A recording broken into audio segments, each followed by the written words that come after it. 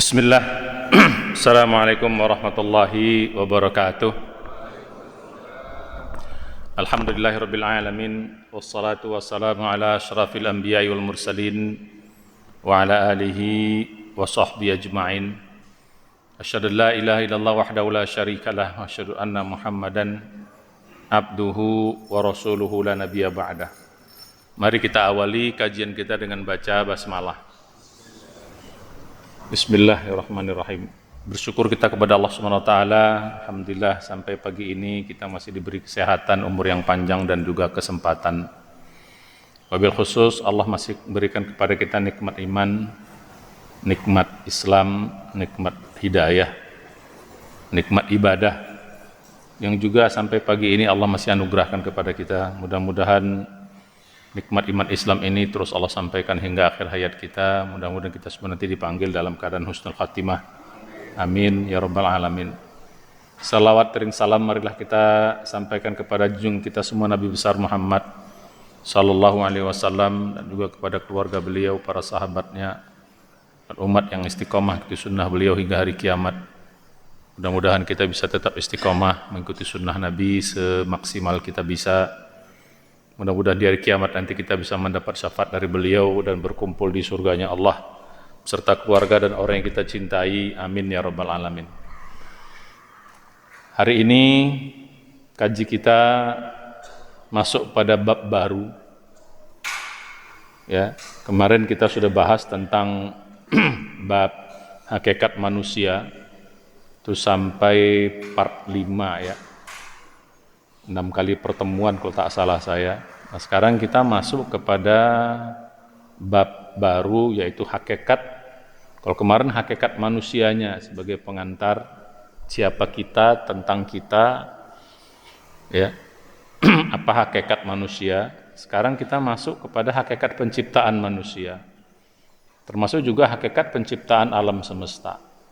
Nah, ini penting, tolong konsentrasi, jangan ngobrol nanti ilmunya ngaco.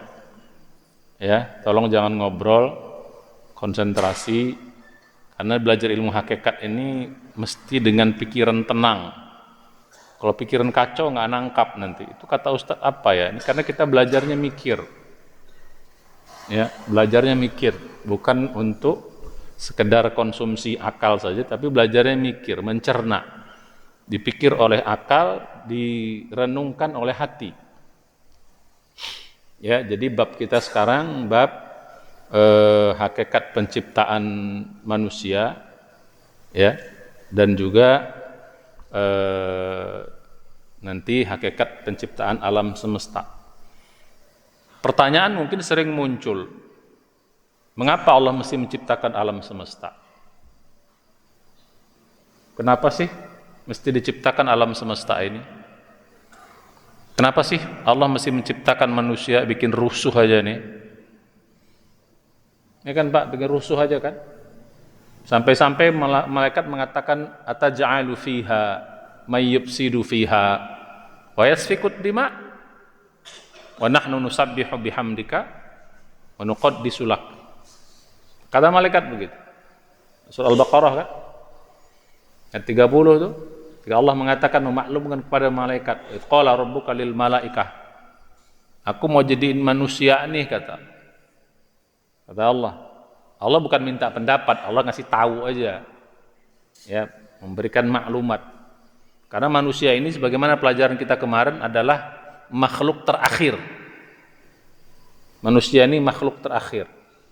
Malaikat lebih dulu, jin lebih dulu, binatang-binatang lebih dulu, tumbuh-tumbuhan lebih dulu, ya, matahari semua yang di langit dan semua yang di bumi lebih dulu.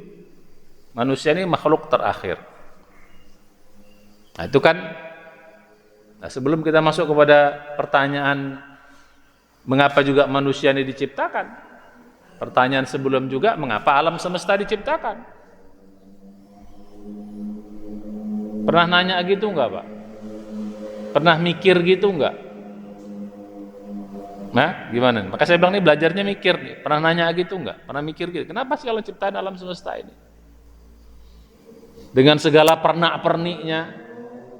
Apalagi kita khusus masuk kepada manusia. Ya, gitu. Kenapa sih Allah mesti ciptain manusia dengan segala permasalahannya? Nah, itu sedikit sebagai pengantar.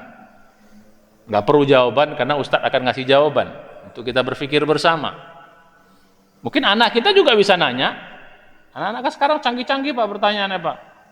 Kalau bapak-bapak nggak punya dasar, nggak punya ilmu, nggak mau belajar, gawat anak-anak jawab pertanyaan anak-anak Bapak. Ngeri-ngeri pertanyaan anak-anak sekarang Pak. Gen apa? Istilah gen apa sekarang? Gen Z, gen apa udah sekarang istilahnya? Gen Z ya, yang terakhir nih ya. Nah, ini pertanyaannya. Kenapa gini? Kok begini? Kok begitu? Pertanyaannya kok? Kenapa? Termasuk mungkin tadi pertanyaannya, kenapa malaikat nanya gitu loh?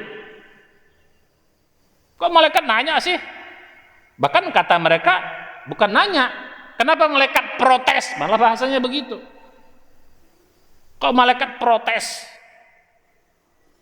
Kan seolah-olah kan seperti itu, seolah-olah. Makanya kalau kita nggak belajar, nggak mendalami, kita pun nggak mau nanya. Kalau belajar, maka saya seneng. Kalau jamaah tuh belajar nanya gitu loh. Jangan diem aja, nanya. Makanya mikir kalau lagi belajar, sehingga bertanya. Kalau nggak ngerti nanya, jangan malu nanya. Karena generasi sekarang pertanyaannya gila-gilaan. Jangan sampai kita tanya, bapak mah nggak tahu, nggak dari sononya udah begitu, udah kau terima aja lah. Banyak ahli pun nanya kau, kita bilang gitu kan. Masih nanya juga, aku tampar kau nanti. Nah, begitu pula kita jawabnya, tambah kacau. Di belakang sana ada ketawa-ketawa kayaknya pengalaman itu. Nah jadi begitu Pak. Pertanyaan yang sangat mendasar, mengapa Allah menciptakan alam semesta? Lanjutannya, mengapa Allah menciptakan manusia? Allah ceritakan dalam Al-Quran, cuman kadang-kadang kita kan nggak paham. Ya, masuk kita pada pelajaran kita hakikat penciptaan alam. Jadi setidak-tidaknya ada dua, Pak ya, tujuan Allah menciptakan alam semesta. Ada dua yang apa istilahnya, yang mainnya, yang utamanya. Ya, ini mesti kita paham, kita cerna. Ya, ketika anak kita nanya atau mungkin kita bertanya, kadang-kadang kita kan nanya pun khawatir juga kita. Pertanyaan ini betul nggak? Ya nggak ada masalah namanya nanya. Orang malaikat aja nanya kalau sama Allah, yang udah jelas-jelas malaikat itu sami'na wa ata'na, yang udah jelas nggak dikasih hawa nafsu, tapi akal mereka dikasih. Mereka mikir tetap, cuman gak dikasih hawa nafsu, sehingga akalnya mikirnya bener, bagus. Kalau kita kan dikasih hawa nafsu, sehingga banyak akalnya gak bener. Bukan mikir, akalnya jadi ngakal-ngakalin, kan gitu. Jadi akal jadi apa?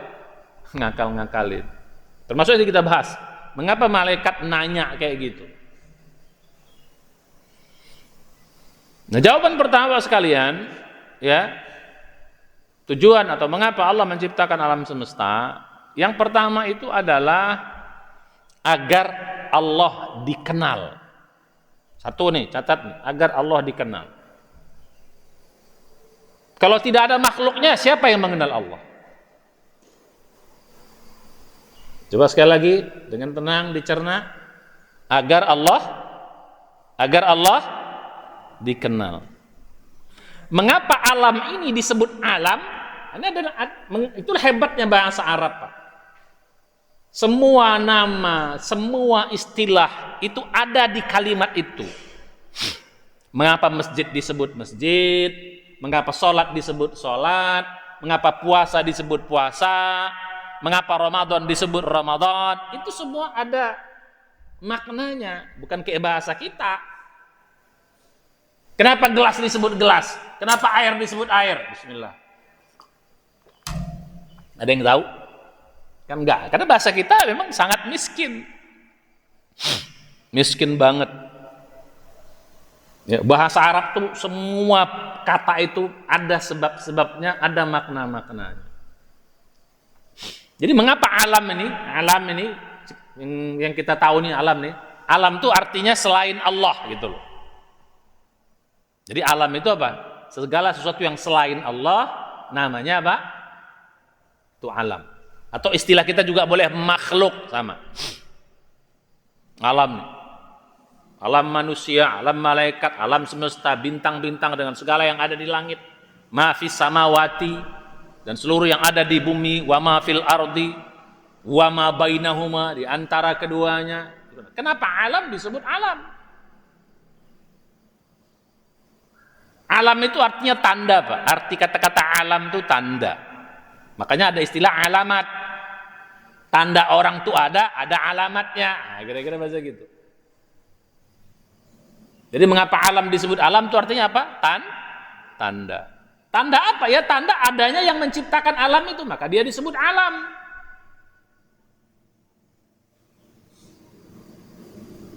Maka sebenarnya kalau orang pakai logikanya nggak usah pakai logika yang berat-berat.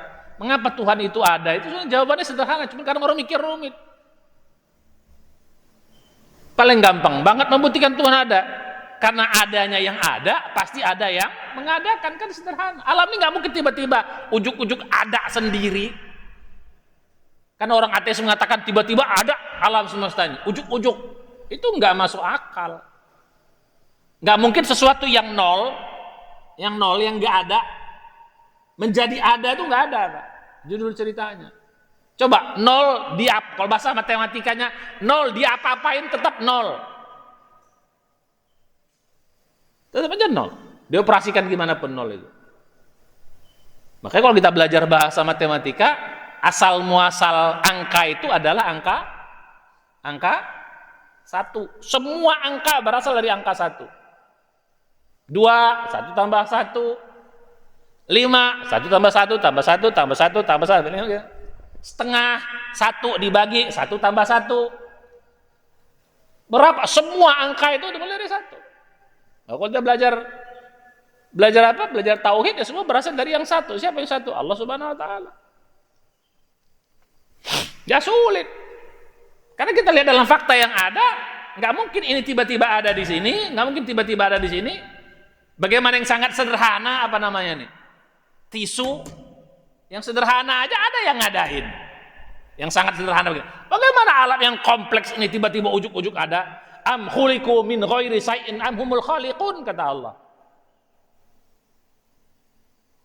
Dalam surat apa tuh? Surat 52, At-Tur. Apakah mereka jadi dari nggak ada gitu, tiba-tiba ujuk-ujuk ada? Am humul khaliqun, atau mereka yang menciptakan diri mereka sendiri? Mana ada orang bisa lihat ada nggak benda bisa menjadikan dirinya sendiri? Nah, sederhana saja. Balik kita pada kaji kita. Jadi mengapa alam disebut alam? Karena itu sebagai tanda. Tanda apa? Tanda adanya yang menciptakannya. Makanya alam ini menjadi tanda adanya Allah. Makanya Allah selalu lihat alam. Afala yanzuruna ilal ibli kaifa khuliqat wa ila samai kaifa rufi'at wa ilal jibali kaifa nusibat wa ilal ardi kaifa sutihat. Orang suruh sebut, lihat semua yang ada. Semua, kau lihat langit. Lihat langit di sana. Bagaimana diciptakan, bagaimana bumi dihamparkan, bagaimana binatang-binatang diciptakan, bagaimana air diturunkan, bagaimana api menyala. Allah suruh lihat semua alam ini. Supaya apa? Dari situ kau tahu, oh, alam ini merupakan tanda ada yang mengadakannya. Yaitu dia Allah Subhanahu wa taala. Jadi mengapa alam? Jadi mengapa kita tadi bilang mengapa alam diciptakan oleh Allah? Tujuan satu agar Allah dikenal. Kalau nggak ada alam, siapa yang mengenal Allah yang maha hebat, yang maha pengasih, maha penyayang, yang maha pengampun, yang maha perkasa, yang maha tahu, yang maha segala-galanya? Siapa yang tahu? Kalau Allah tidak, makanya Allah menciptakan Adam sebagai dia dikenal. Muncul pertanyaan berikutnya, kalau itu Allah narsis dong. Ini enak sekali gitu loh, Pak. Allah pengen dikenal dong. Kalau gitu Allah pengen terkenal, pengen dapat untung dong, dapat manfaat negara. Nah, ini balik ini pertanyaan berikutnya. Coba kalau anak-anak tanya gitu tuh. Karena mereka menyamakan logika kepada Allah Sama dengan logika kepada seperti manusia. Jadi logika Allah tuh dia anggap seperti logika dia gitu, sering gitu kan. Kita menganggap logika Allah, cara Allah tanda petik berpikir sama dengan seperti kita berpikir kan gitu. Sering banget gitu dalam beragama. Ini akhirnya menjadi kacau, beda Pak. Beda, jauh bedanya. Nah, sedikit perbedaannya, kalau manusia terkenal dia untung. Dia ngambil untung. Jadi kalau saya terkenal, saya untung. Apa untungnya kalau saya terkenal, Pak? Kalau saya dikenal, oh Ustadz, kemana-mana, ya ada yang ngasih minum, ada yang ini, ada yang macam-macam. Kan enak kalau orang terkenal. Makanya orang pengen terkenal karena untung. Dipuji-puji, diinikan, dieluk-elukan, woi, kau hebat kali, kau mantap kali. Wah, dia bangga. Karena dia dikenal. Dapat untung. Dikasih makan, dikasih ini, macam-macam lah. Makanya orang banyak pengen terkenal.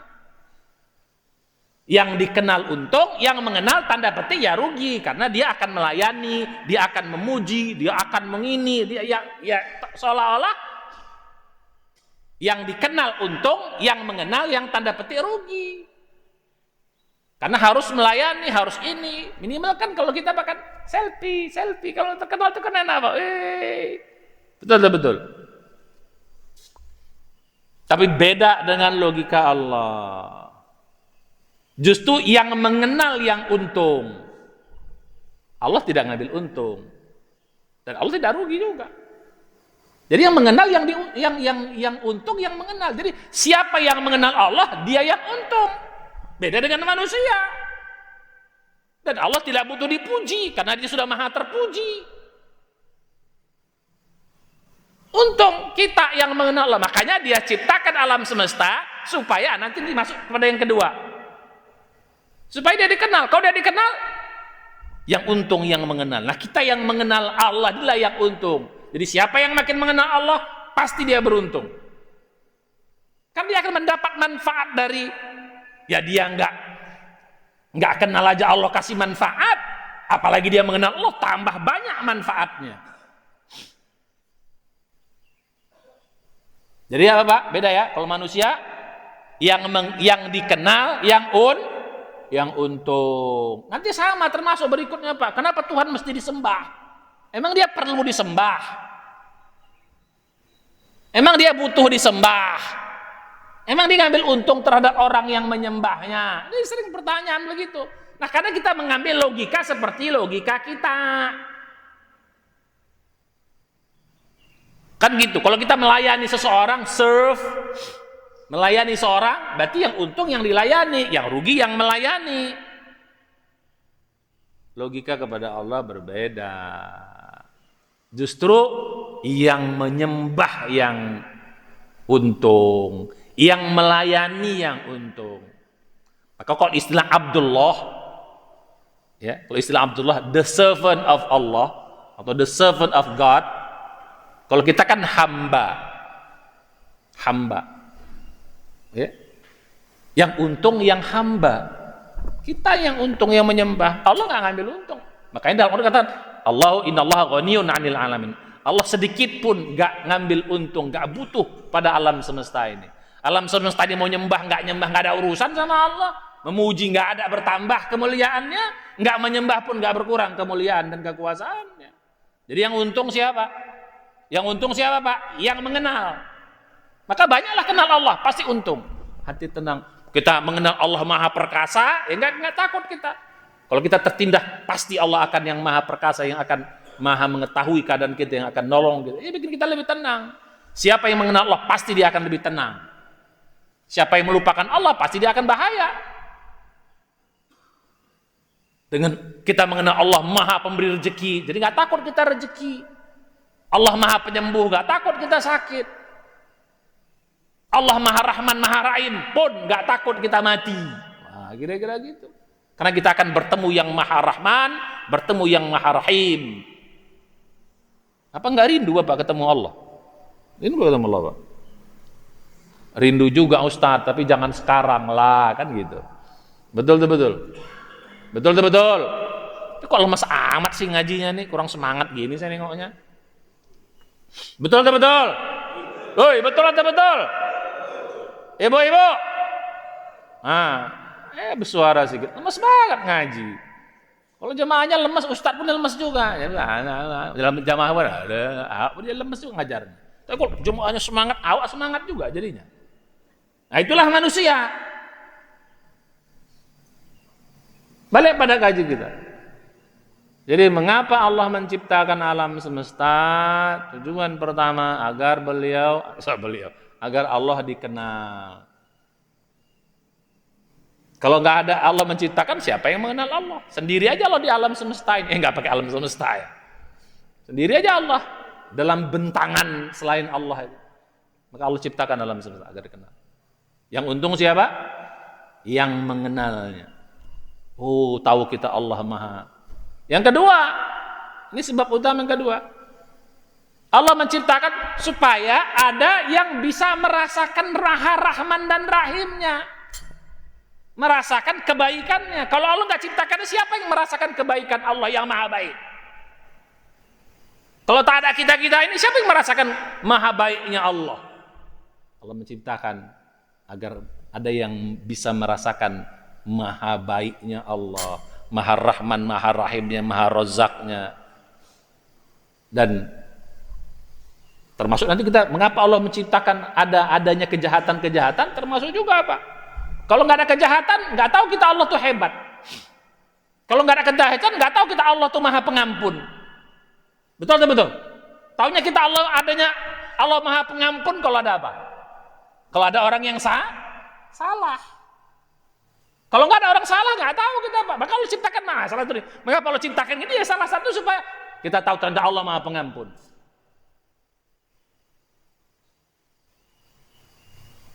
Yang kedua, jangan harus konsentrasi, jangan ngelamun, nanti ngaco ilmunya.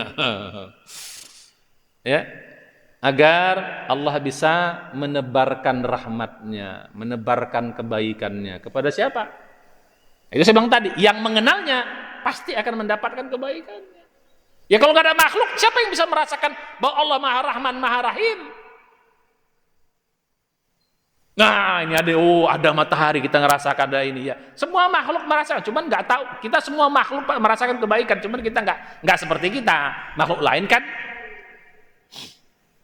tidak seperti kita. Ya.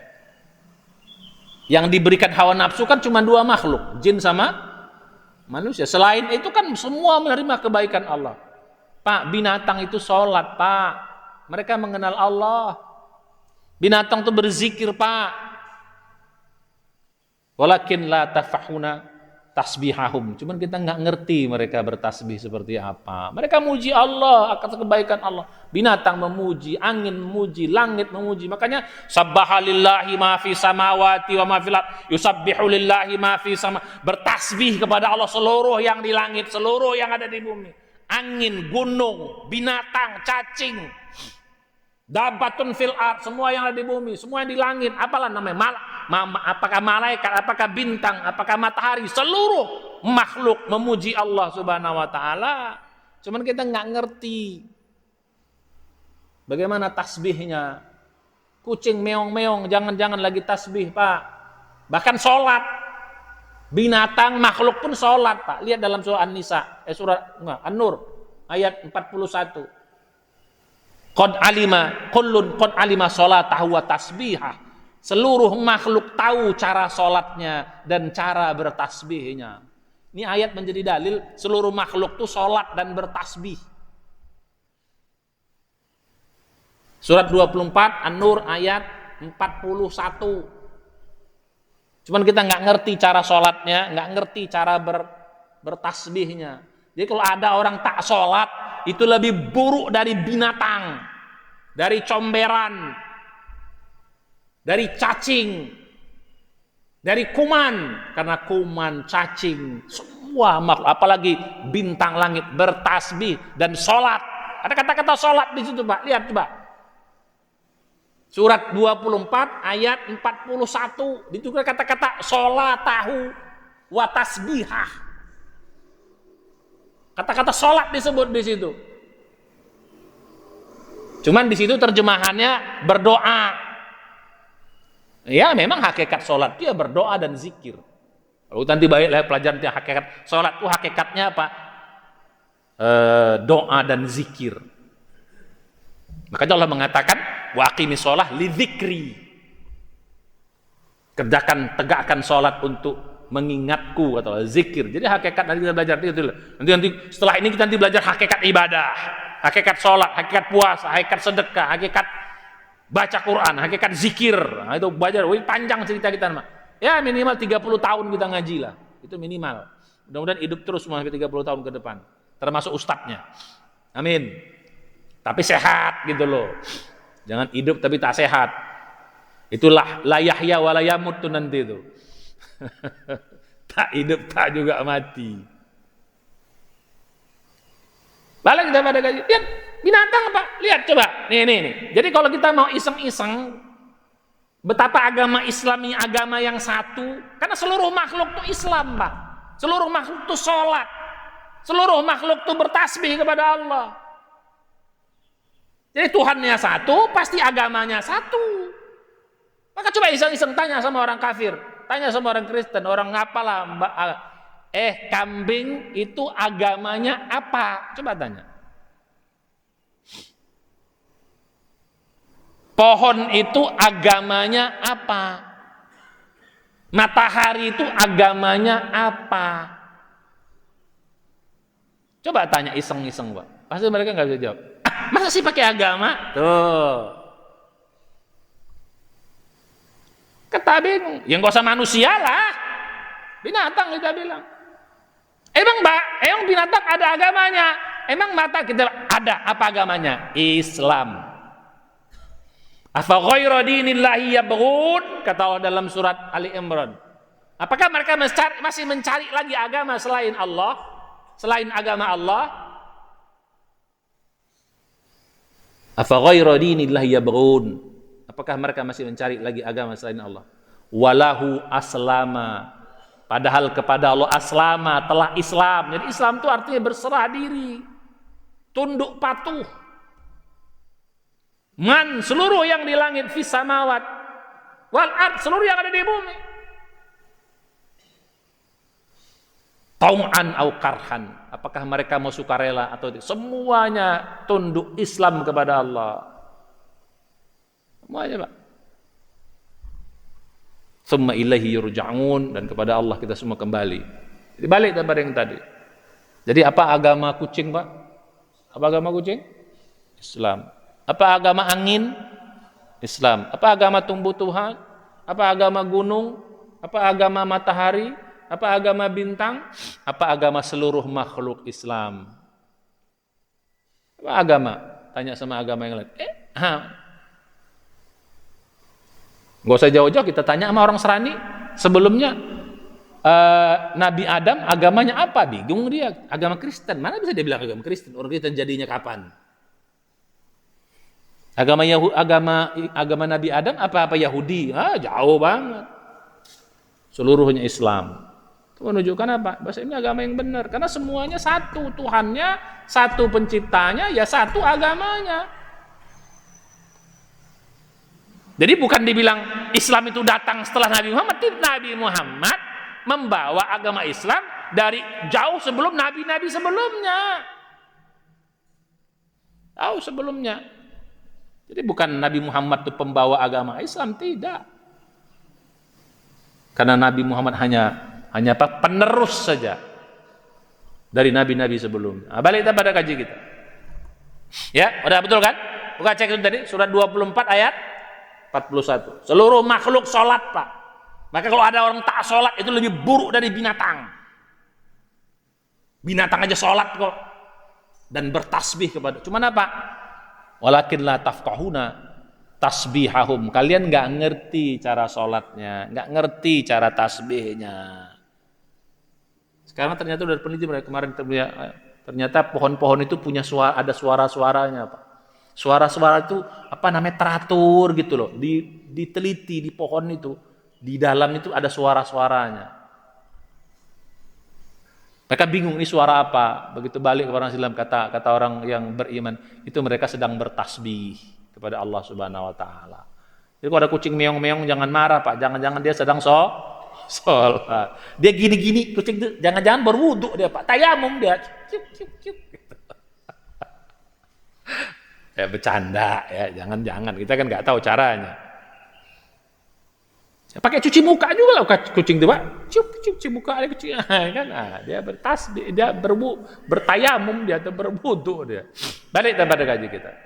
Jadi tujuan Allah menciptakan yang kedua agar Allah bisa memberikan rahmatnya, kebaikannya kepada makhluknya. Kalau nggak ciptakan, bagaimana kita bisa merasakan? Jadi yang untung lagi-lagi siapa? Yang untung lagi-lagi siapa? Makhluk yang untung. Jadi jangan pakai, jadi kepada Allah jangan pakai logika manusia. Beda, kalau kita beda logika manusia. Sama sedikit saya tambah ya Pak. Kadang-kadang orang suka begini, malu berdoa sama Allah. Masa minta-minta terus sih kita udah dikasih. Ini sering pakai logika gitu tuh. Malu minta sama Allah. Masa minta sama Allah melulu? Kita kan udah dikasih, malu atuh. Nah ini logika kepada manusia. Kepada manusia kau harus malu kalau minta-minta. Tapi kepada Allah berbeda. Kenapa? Karena kalau manusia dimintain memang sebel. Manusia kok digandolin, kok dibergantungin itu sebel. Coba Pak, kalau ada orang yang banyak minta kan jadi beban sama kita, sebel kita. Asik kau aja minta-minta. Itu sering pakai logika itu. Beda dengan Allah. Allah makin sering diminta, makin suka. Makin banyak orang bergantung, makin seneng. Karena memang dia punya sifat Allahus Samad. Apa arti as-samad? Tempat seluruh makhluk bergantung. Jadi makin digantungin, makin senang. Makin berdoa, makin senang. Bahkan nih, mungkin kita jarang. Bapak pernah minta kaos kaki sama Allah? Coba jawab, jujur. Minta sepatu sama Allah, pernah nggak Pak? Kenapa? Minta rumah? Ya. Minta mobil? Iya. Minta sepatu atau minta kaos kaki lah? Yang receh atau minta sandal? Kenapa? Kenapa? Coba ada yang mau tunjuk tangan kenapa? Coba jawab. Jangan malu-malu Pak, ini kita ngaji. Ya, kenapa? Kenapa nggak mau minta kaos kaki? Karena bisa beli sendiri. Receh amat kok minta sih. Kan jawaban paling sederhana. Receh amat. Kok minta sih? Kan kita bisa sendiri ini. Oh jadi kalau kau minta sama Allah yang kau udah nggak bisa. Logika manusia betul. Kau kan bisa sendiri. Masa kau minta-minta sama aku? Kalau kau nggak bisa, baru kau minta. Kan kita manusia begitu. Allah beda. Makin receh kita minta, makin suka Allah. Nah itu Pak. Jadi makin receh. Kenapa? Kata Allah, hambaku ini, padahal dia mampu, dia bisa, masih dia minta sama aku. Itu beda logika manusia dengan logika Allah. Ya, jadi orang sahabat dulu Pak, receh-receh tetap minta, walau dia mampu, walau dia bisa, walau sederhana baginya. Itu menunjukkan apa? Kebergantungannya kepada Allah Subhanahu. Nah, mulai sekarang yang receh-receh minta sama Allah, senang. Ya Allah, aku pengen kaos kaki. Dengar anak kita, apa pula Bapak ini?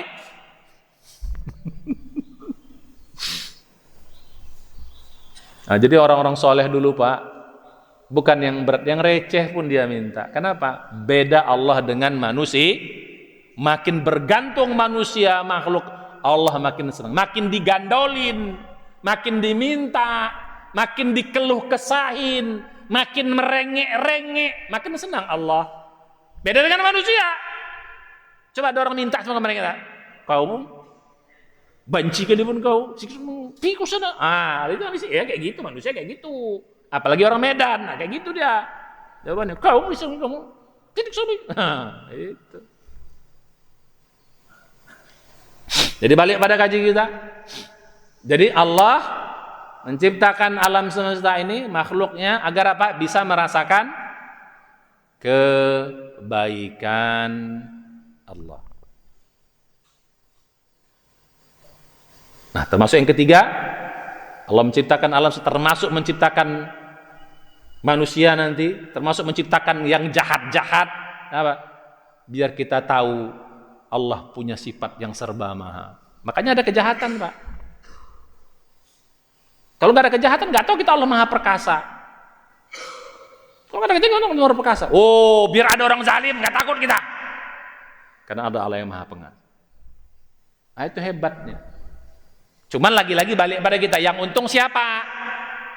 Apakah Allah ambil untung? No, beda dengan manusia. Jadi jangan pakai logika manusia untuk memahami Allah Subhanahu wa taala. Karena jauh berbeda, beda logika kita. Yang untung lagi-lagi makhluknya. Yang mengenalnya yang akan untung. Nanti balik tadi, yang beribadah kepadanya yang akan untung. Allah tidak mengambil untung sedikit pun atas makhluknya. Innallaha ghaniyun. Maka dalam kata-kata ghani itu artinya apa? Allah arti ghani itu, Pak, kalau kita kaya. Tapi makna sebenarnya ghani itu enggak butuh. Ya, kalau kita belajar tentang hakikat, nih ilmu hakikat lagi. Hakikat kekayaan itu bukan banyaknya harta, tapi hakikat kekayaan itu kita enggak butuh. Namanya disebut kekayaan hati. Makanya kata Nabi, laisal ghina bikasratil mal walakinnal ghina ghina'an nafs, atau ghina al-qalb. Bukanlah kekayaan itu dengan kalian banyak harta, tapi ghina itu adalah kekayaan hati, atau ghina'anin nas, kaya terhadap hati, tidak butuh manusia, tidak butuh Allah. Jadi balik pada kita tadi. Jadi Allah nggak butuh alam semesta. Mau menyembah siapapun yang nggak ada masalah, mau tidak menyembah, mau beriman semua nggak bertambah kekuasaan kemuliaan, mau tidak pun, mau kafir semua pun tak berkurang kemuliaan dan itulah hebatnya Allah. Beda dengan Tuhan-Tuhan yang lain. Dia butuh ini. Kalau Allah nggak butuh.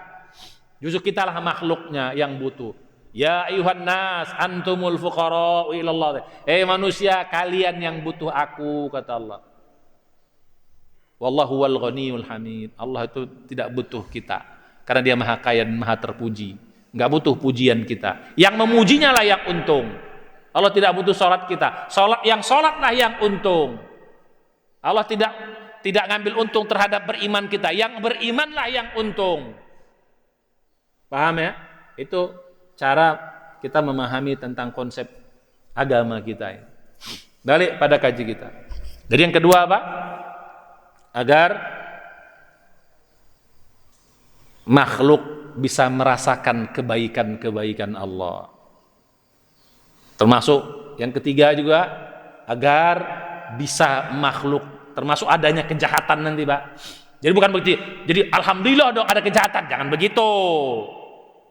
Itu Allah ciptakan bagian dari kehendaknya agar kita tahu bahwa Allah Maha Perkasa. Termasuk juga ada Allah Maha Pengampun. Walaupun ada kejahatan, kita bikin jahat, tapi tetap Allah Maha Pengampun. Kalau kembali, Allah akan ampunkan. Kalau nggak ada kejahatan, Pak, kalau nggak ada bikin dosa, jadi jangan alhamdulillah gua berdosa. Oh, jangan begitu, salah lagi itu. Begitu. Tapi Allah membuat itu agar kita tahu ternyata Allah Maha Pengampun. Ghafurun, Rahimun, Ghaffar, dan seterusnya. Ini yang tentang alam semesta. Nah, masuk kita kepada kepenciptaannya. Kenapa manusia diciptakan oleh Allah Subhanahu wa taala? Yang begini-gini kenapa masih diciptain sih gitu loh. Kalau tadi kan jelas ada malaikat di dalamnya yang ikut merasakan kebaikan-kebaikan Allah, ada semua ya. Semua kan gak ada yang menentang. Maka Allah katakan tau'an wa karhan. Dengan taat dan karhan, ada yang nggak mau. Nah, yang banyak nggak mau itu ya jin dan manusia. Karena jin dan manusia diberikan kebebasan untuk memilih. Karena kita diberi kebebasan untuk memilih, nanti ada reward and punishment. Kalau makhluk yang lain nggak ada, Pak. Makanya yang masuk surga itu hanya jin dan manusia dalam konteks menikmati. Dan yang hanya masuk neraka itu dalam konteks kita hanya jin dan manusia juga. Kenapa? Karena mereka diberi pilihan. Kalau yang lain tidak. Kalaupun ada malaikat di surga, dia tidak menikmati surga. Dia hanya menjadi pengawal di surga. Kalau ada malaikat di neraka, ada malaikat di neraka, ada. Dia tidak dia menjadi penyiksa. Ada binatang di mana? Di surga ada. Tapi mereka yang dinikmati. Ada binatang di neraka, ada. Kalajengking, ular, ada semua binatang-binatang yang berbisa untuk menyiksa. Dia kerjanya untuk menyiksa. Jadi balik pada kaji kita. Ya, kenapa sih Allah masih menciptakan? Ini sedikit pertanyaan menggelitik, PR di rumah. Kenapa Allah menciptakan manusia yang begini nih? Sampai malaikat pun nanya. Ingat Pak ya, malaikat bukan protes, tapi nanya. Maka kalimatnya ataja'alu fiha may yufsidu fiha wa yasfikud dima. Ya Allah, ini lihat terjemahan. Jadi lihat terjemahan. Makanya belajar tuh Pak, jangan pakai terjemahan ngaco nanti. Karena terjemahan tuh sangat sederhana bahasa itu. Ada terjemahan yang salah, kita pikir Quran yang salah terjemahannya. Karena bahasa kita, apalagi bahasa Indonesia, terlalu sederhana untuk memahami Quran. Terlalu sempit. Karena terlalu sempit akhirnya, ya diambil kata yang agak-agak pas, padahal nggak pas banget. Coba terjemahannya Bapak. Surat 2 ayat 30. Wa idz qala rabbuka lil malaikati inni ja'ilun fil ardi khalifah qalu ataj'alu fiha may yufsidu fiha wa yasfikud dima wa nahnu nusabbihu bihamdika wa nuqaddisu lak qala inni a'lamu ma la ta'lamun. Coba baca terjemahannya. Sesungguhnya aku hendak menjadikan seorang khalifah di muka bumi. Mereka berkata, mengapa engkau hendak menjadikan? Tuh, lihat. Kalau belajar terjemahan pasti salah. Pasti salah. Terus lanjutkan. Mengapa engkau hendak menjadikan khalifah di muka bumi itu orang yang akan membuat kerusakan padanya dan menumpahkan darah. Padahal kami senantiasa bertasbih. Tuh, makanya kalau belajar terjemahan, ini yang sering dibaca anak-anak sekarang, jadi akhirnya malaikat protes ini Tuhan menciptakan, udah diprotes masih juga diciptakan Tuhan. Coba buka dalam bahasa Inggris, lihat bandingkan Pak terjemahan bahasa Inggris. Ada yang punya bahasa Inggris nggak? Kan sekarang udah banyak Google Pak, tinggal buka aja terjemahan Quran suratnya pakai yang versi bahasa Inggris, coba buka. Kalau bahasa Inggris sedikit lebih tepat. Kenapa? Karena bahasa Inggris lebih kaya daripada bahasa Indonesia. Bahasa Indonesia itu Pak, kosakatanya cuma sekian ratus ribu Pak. Bahasa Arab tuh kosakatanya 12 juta. Bahasa yang paling kaya itu bahasa Arab. Makanya pantas Quran diturunkan dalam bahasa Arab. Coba bahasa Inggrisnya. Yang bisa bahasa Inggris? Yang bisa baca doang, nggak usah, yang penting bisa bacanya agak tepet-tepet dikit dah gitu. Coba. Ini Pak, silakan coba, baca coba. Baca, udah ketemu. Belum? Jangan malu-malu, kalau ngaji gitu jangan malu-malu, nggak ada masalah, orang juga belajar. Gimana? Apa Pak? Baca. Jangan saya yang baca, kalau saya yang baca nanti kita kolusi pula nanti.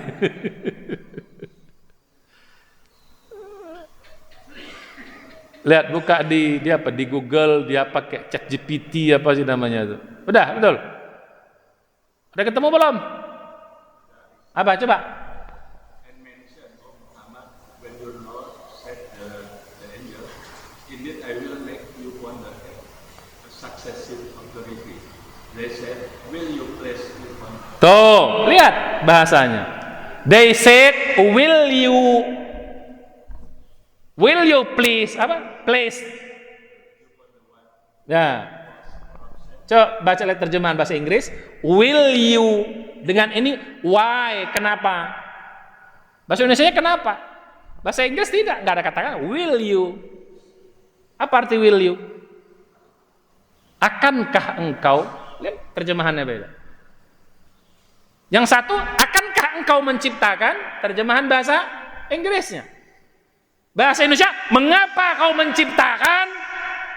Lihat Pak, ini terjemahan. Makanya kalau kita belajar bahasa Quran, baca Quran pakai terjemahan, siap-siap aja kita bisa nyasar. Kalau nggak bertanya, karena terjemahan kita terlalu sempit bahasanya. Ini gara-gara ini bikin pertanyaan anak-anak jadi ngaco.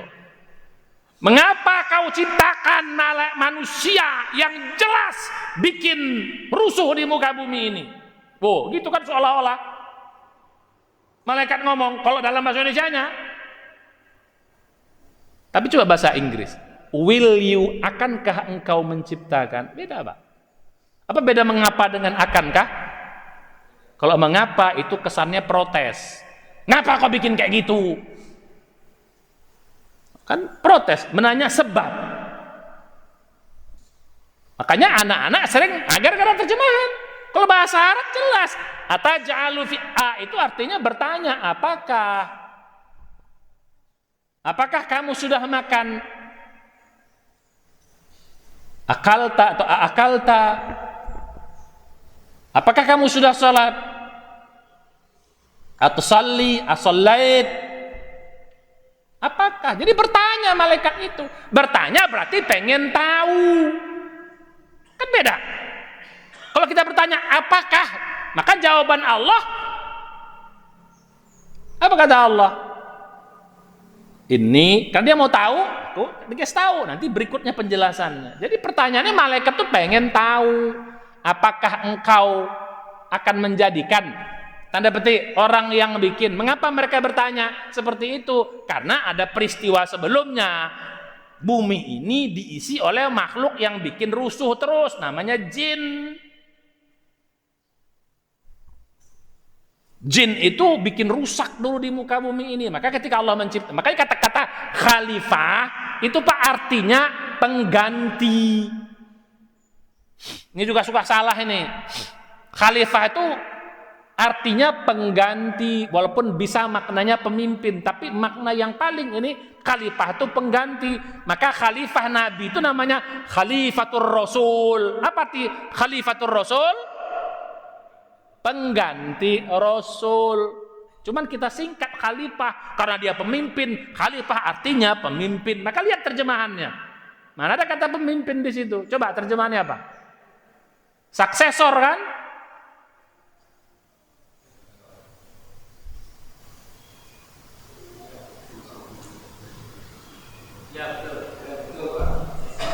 Pengganti Pak.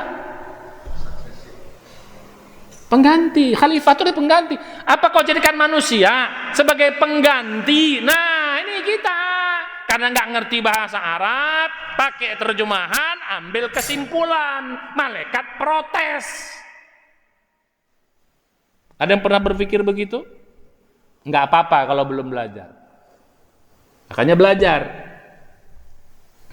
Nah, kan nanya, kenapa? Ada sebelumnya yang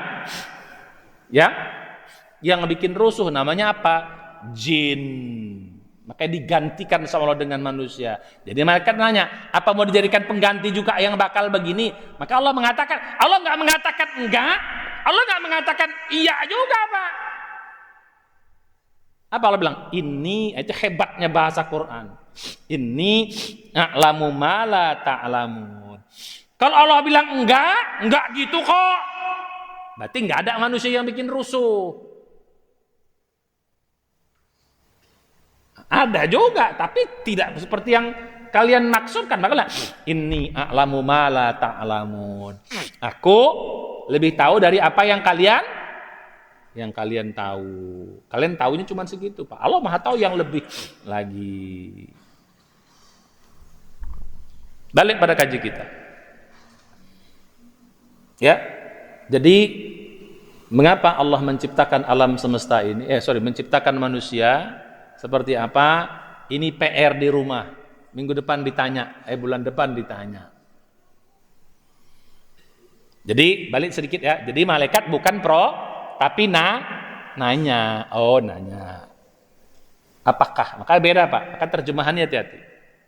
Makanya yang perlu direvisi itu. Jangan bertanya mengapa, tapi apakah. Jadi pengen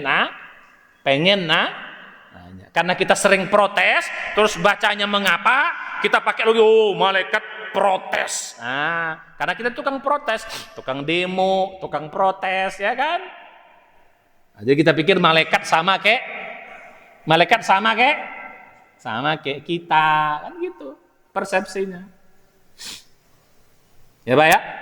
Jadi ini lanjutan bulan depan kita akan bahas ya nanti mengapa Allah menciptakan alam semesta. Termasuk apa tujuan manusia ya. Mengapa Allah menciptakan manusia? Termasuk bagaimana Allah menciptakan, kok ada sih kejahatan? Saya nanya Pak, kenapa sih ada kejahatan? Saya nggak nanya gitu Pak. Kenapa sih Allah menciptakan kejahatan? Kok menciptakan setan sih? Kok menciptakan neraka? Kok menciptakan surga? Jelas dong, nggak perlu kita tanya itu. Alhamdulillah ada surga. Kenapa harus ada neraka? Kenapa harus ada setan? Kenapa mesti ada kejahatan? Kenapa ada mesti kezaliman? Kenapa ada mesti kemaksiatan? Pernah nanya nggak Pak? Nah, kita temukan jawabannya bulan depan, makanya hadir. Di sini kita ngaji pakai ini Pak, dan pakai hati. Biar terbuka, biar beragama nih kita mencerna dengan baik. Insya kita ulang. Jadi Allah menciptakan alam semesta, satu tujuannya apa? Agar Allah dikenal. Cuman yang untung yang mengenal. Makin kita mengenal Allah, makin untung kita. Makin banyak kita mengenalnya, akan makin banyak keuntungan. Yang kedua, apa tujuan Allah menciptakan alam semesta? Agar ada yang merasakan kebaikan-kebaikan Allah Subhanahu wa ta'ala. Termasuk nanti Allah menciptakan, termasuk tidak ada kejahatan yang saya bilang kemarin tadi, termasuk agar siapa Allah itu akan bisa kita tahu. Segala macam sifat-sifatnya. Kalau nggak ada alam ini Pak, kita nggak tahu sifat Allah itu seperti apa Pak. Ternyata Allah Maha Pengasih, Maha Penyayang dengan 99 nama dan sifatnya itu. Jabbar, Maha Memaksa. Qadir, Maha Kuasa. Dan seterusnya. Insyaallah kita lanjutkan bulan depan. Ya. Pertanyaan silahkan, jangan malu nanya. Kalau ngaji sama Ustadz harus banyak nanya Pak. Nggak ngerti, jangan malu. Ustadz kayaknya pertanyaannya saya pertanyaan bodoh. Nggak ada pertanyaan yang bodoh Pak. Atau pertanyaan kayaknya gini, jangan nanya aja, nggak ngerti, nggak apa-apa. Berapa istilahnya? Ya terus aja, nggak usah sungkan. Kalau bisa kasih mic Pak, biar orang dengar. Ada mic nggak? Tolong nanti lain kali kalau saya siapkan mic ya, biar bisa kita. Ini Pak Ustadz, mungkin pertanyaannya lain ya. Yang saya tanyakan, kenapa Nabi Muhammad ketika masih kecil kok dibelah hatinya? Seakan-akan masalah hati, masalah material, itu kenapa? Ya, ini kan kayak malaikat gitu ya, pakai tanya kenapa gitu. Ya, pertanyaan seperti ini sebenarnya jawabannya simpel. Kadang-kadang Allah tuh memberikan gitu Pak. Makanya belajar agama ini jangan pakai logika tanda petik. Ya, logika seperti logika umumnya orang. Ya. Kadang-kadang Allah memberikan informasi atau berikan kejadian itu untuk diambil pelajaran. Bukan seperti yang kita persepsikan. Ya. Jadi gitu. Mengapa Nabi begitu? Yaitu sebagai simbol bahwa Allah membersihkan beliau. Jangan sampai beliau nanti di sana ke depannya akan, karena sebuah manusia kan dilahirkan dalam keadaan ada punya potensi. Rasulullah manusia juga, dia punya potensi itu. Jadi potensi itu Allah keluarkan. Sebagai manusia yang biasa ada potensi itu. Tapi ketika dia akan membawa risalah yang berat, maka dia ambil potensi kejahatan itu. Makanya Rasulullah tuh Pak, dari kecil pun gak pernah bohong. Dari kecil gak pernah main-main apa? Main-main yang gak bener. Padahal di sana tuh gak pernah ke pasar yang UKAS yang ada porno-pornonya yang ada. Memang Allah jaga dari kecil. Gitu. Kenapa nggak aja bersih dari kecil langsung tok begitu ya? Begitulah Allah memberi proses kepada kita. Jadi kalau kita mau memberikan, nah ini simbol. Kalau kita mau mendapat tugas besar, kita harus latihan membersihkan diri. Allah aja membersihkan Nabi dulu sebelum dapat tugas yang berat nanti sebagai Nabi, kita juga harus begitu. Harus dibersihkan kita dari hal-hal yang nggak benar supaya perjalanan kepemimpinan kita, perjalanan kepemimpinan yang benar, yang lurus. Jadi sebenarnya bisa aja Allah mampu tanpa itu bisa. Paham nggak maksudnya? Ya, tanpa itu pun Allah bisa, kenapa? Nah ini menjadi pelajaran bagi kita. Ya, jadi memahami agama ini tidak seperti kadang-kadang logika manusia biasa. Nah kalau mau tanya yang paling keras lagi, bahasa kasarnya, ya suka hati Allah lah, kau mau apa kan gitu. Tapi kan kita tidak begitu. Ya itu simbolik saja. Kalaupun tidak begitu ya juga nggak ada masalah. Ya, ada orang yang menolak, dan ini juga bukan masalah akidah Pak ya. Ini bukan masalah akidah. Ini bukan masalah. Kalau ada orang, saya nggak percaya kisah itu pun nggak ada masalah. Ini bukan masalah akidah. Bapak mempercaya nggak ada masalah, tidak merusak keimanan kita. Karena ini kejadian Nabi belum jadi Nabi.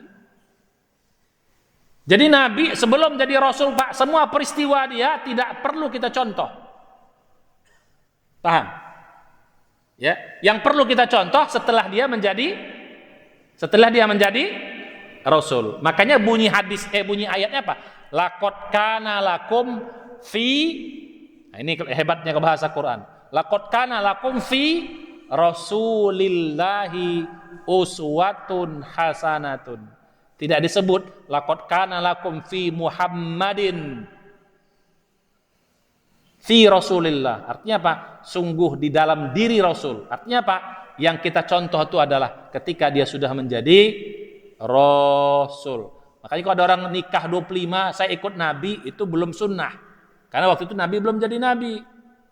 Menikahi janda umur 40 tahun, gak usah dicontoh, karena dia belum jadi Nabi. Paham?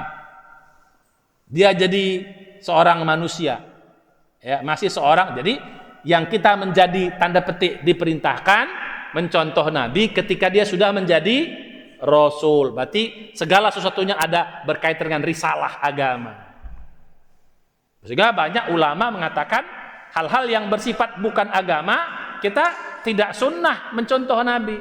Bagaimana cara makannya, itu tidak ada kaitan dengan ajaran agama. Mungkin hanya masalah kebiasaan. Makanya, fi Rasulillah. Jadi kaitannya dengan kerasulannya. Tapi kalau fi Muhammadin, nah itu baru. Kemanusiaannya pun kita contoh. Nah, itu hebatnya Quran. Jadi makanya orang kalau cara pakaiannya tidak seperti Rasul, nggak ada masalah. Tapi kalaupun dia pakai ingin mencintai Rasul pun bagus. Makanya para ulama menginikan mubah namanya. Wah, jadi namanya mubah. Jadi nggak harus kita dibelek dulu, nggak, itu lain.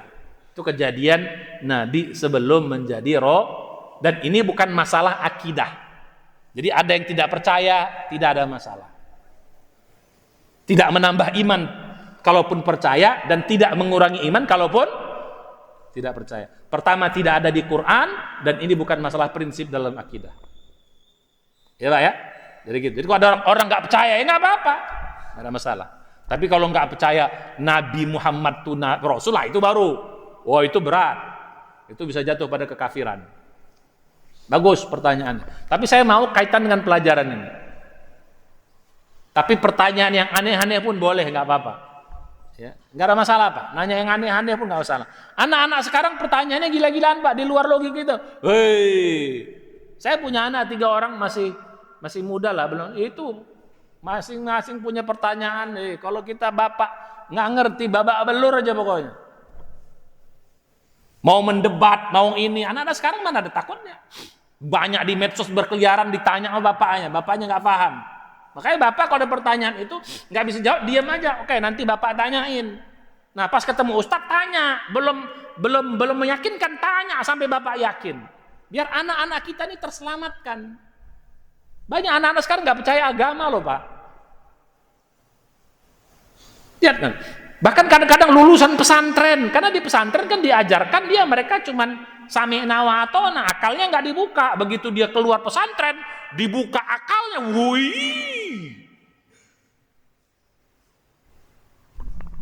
Jadi gitu. Nah kita sebagai orang tua harus ikut juga, terbuka juga, kita harus nggak ngerti nanya untuk menyelamatkan generasi kita dan juga diri kita. Jangan malu nanya. Maka saya lebih senang pengajian kita tuh Bertanya. Makanya kata Nabi apa namanya? Khairus su'al itu adalah nisful ilmi. Jadi pertanyaan yang baik itu separuh dari ilmu. Jadi kalau mau dapat ilmu, ya bertanya. Makanya dalam Al-Quran, yas'alunaka, yas'alunaka, yas'alunaka. Kan banyak apa dalam Al-Quran, mereka bertanya. Jadi ya kita pun harus bertanya. Saya kira demikian, mudah-mudahan bermanfaat. Ya, bulan depan kajian kita, yang malu nanya boleh kirim WA, Ustadz, saya mau nanya ini, bulan depan kita bahas yang di pertanyaan yang ada di WA. Kadang-kadang malu, oke. Mari kita baca hamdalah.